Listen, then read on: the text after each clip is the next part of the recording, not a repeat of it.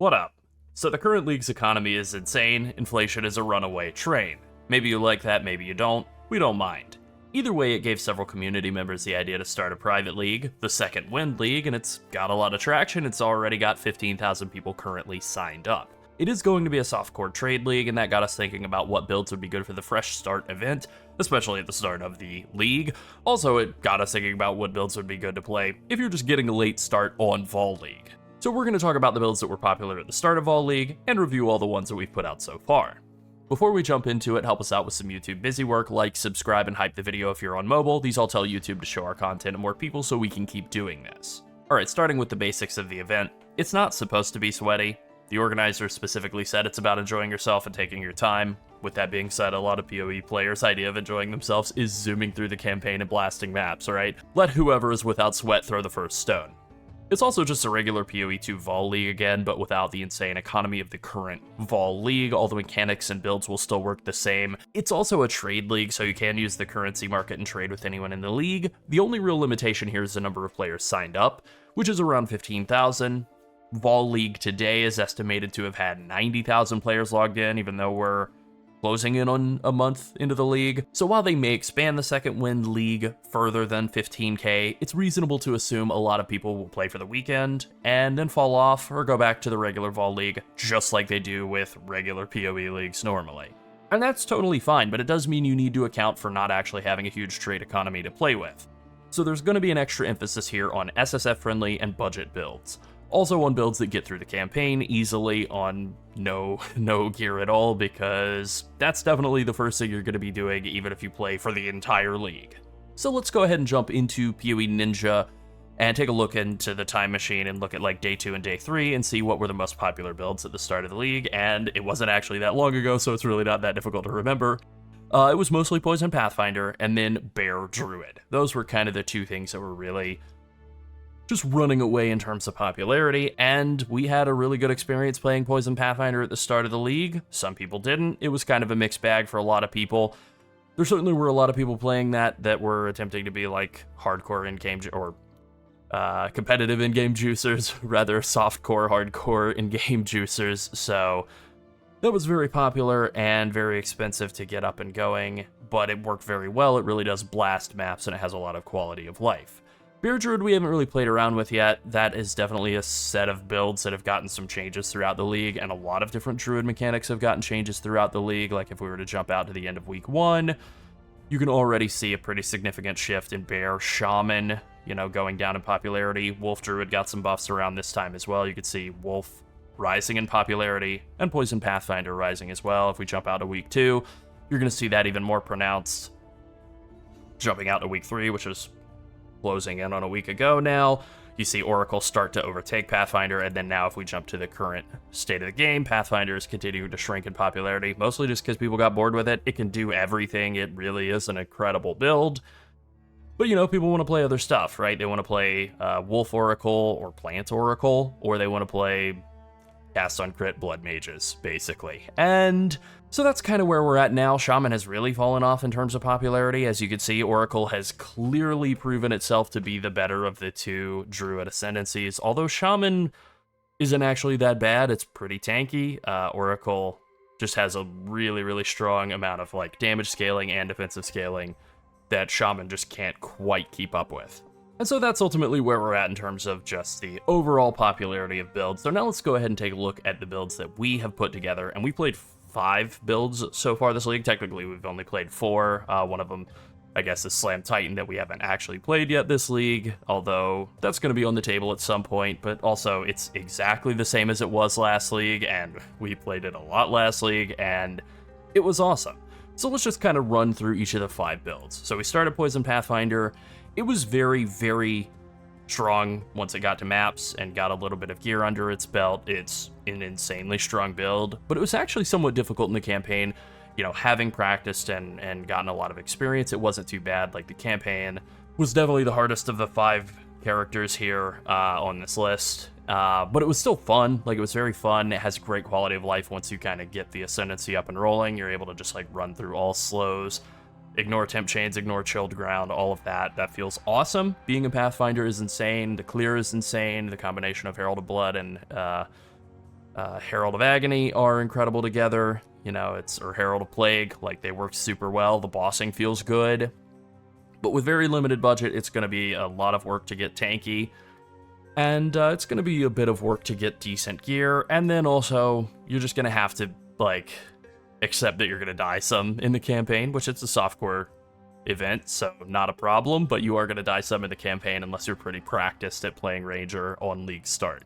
Slam Titan is the second build. This was our League Starter in patch 0.3. It was seriously competing for the possibility of being a League Starter going into this League too, until it became clear that the whole community wanted to play Poison Pathfinder. I mean, honestly, we did too, right? But Slam Titan just demolishes the campaign on like very little gear. All you need to do is find a decent mace at any point in the run through the campaign, and you're just going to destroy everything the whole way.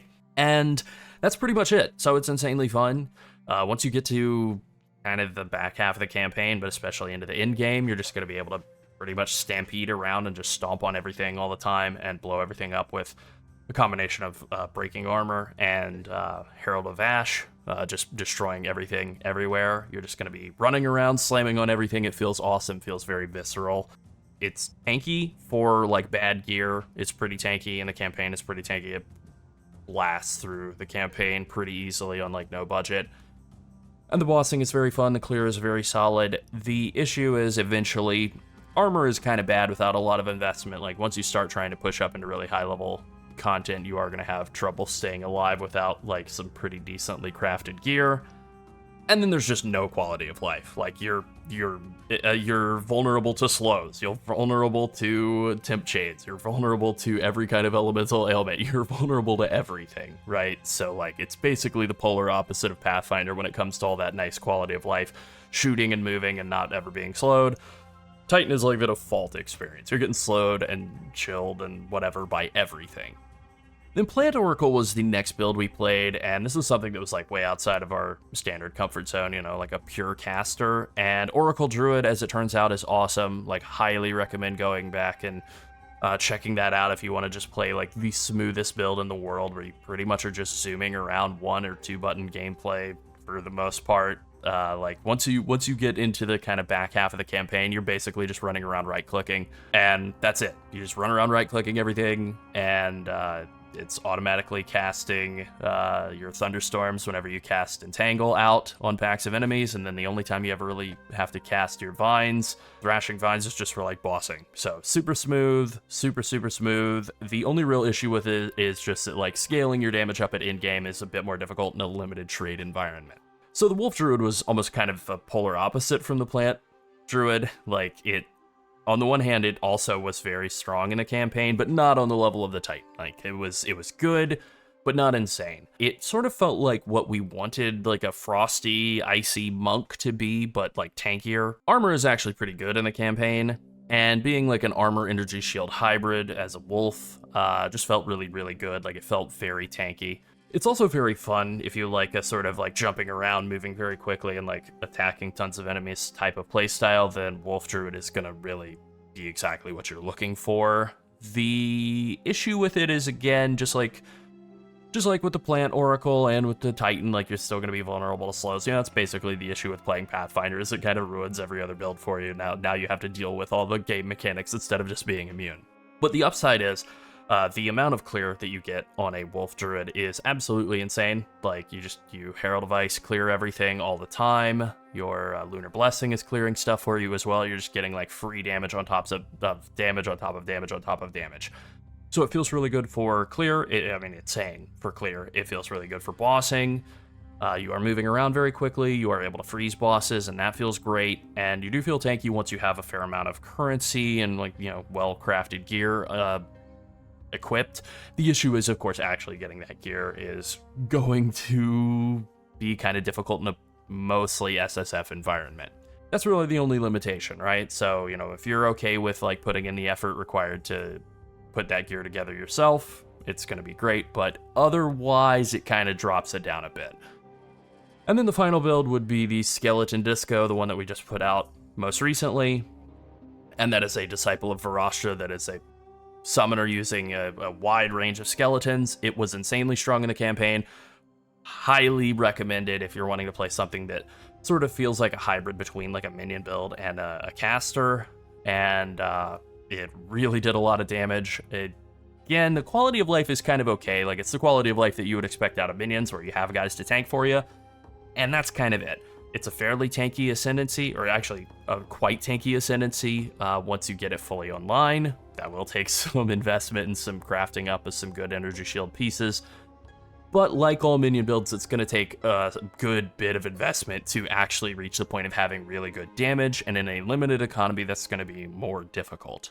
So with that being said, for running through the campaign, it was really good. In terms of actually getting into high-level in-game mapping, it's going to be a bit more work to actually get some good minion gear. So what is our recommendation? Of these 5, it would be Slam Titan if you're planning to just like have a good time over the weekend or for a week or whatever. You want to get in there, blast some stuff, and not worry too much about like long-term progression or whatever. Slam Titan is definitely the move. If you are thinking about a more long-term approach, then Poison Pathfinder and the Skeleton Disco are kind of the two that we look at and say, like, those seem like the other front runners. Like, Poison Pathfinder is just an incredible do-it-all, all-around build that is going to admittedly struggle a little bit in the campaign unless you're super practiced on Ranger. And Skeleton Disco is basically the exact opposite. It is also a well-rounded, all-around build that's going to handle itself very well in the campaign, and then actually have, like, you know, require a bit more investment once you get into the end game to really like juice up your minion levels and the amount of minion damage that you're able to get, all the minion damage scaling available. But once you get that, it's going to be absolutely insane, and it's insanely tanky. Like, you just stack energy shield and that gives you damage reduction, and now you never die. Ultimately, our review on all of these builds is that they've been really fun. It's been really awesome to like have all these different tastes of different things. You know, we played a lot more builds so far this league than we usually do, and we have even more planned. But yeah, it's just been really fun to kind of play around with a bunch of different playstyles and see what all the fuss is about with minions. It turns out they're really good. See what's up with casters. Turns out they're really fun. Yeah, it turns out this game is really fun, right? Whatever you choose, good luck with the league start. Alright, that's it. Be sure to like and subscribe if you enjoyed this video, and finally, thank you to all of our channel members. If you want to support us and help us make more PoE content, consider becoming a channel member as well. Thanks for watching. Bye.